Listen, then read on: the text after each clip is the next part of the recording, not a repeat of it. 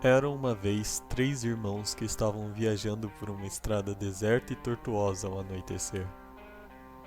Depois de algum tempo, os irmãos chegaram a um rio fundo demais para atravessar.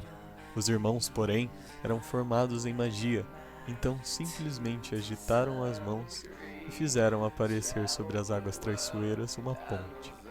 Já estavam na metade do caminho quando uma figura encapuzada bloqueou o caminho deles.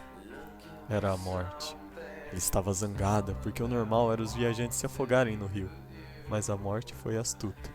Fingiu cumprimentar os 3 irmãos por sua magia e disse que cada um ganharia um prêmio por ter sido inteligente o bastante para lhe enganar.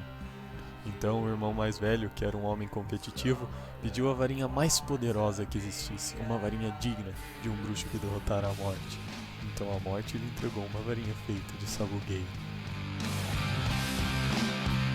O segundo irmão, que era um homem arrogante, resolveu humilhar a morte ainda mais e pediu o poder de ressuscitar aqueles que a morte havia levado.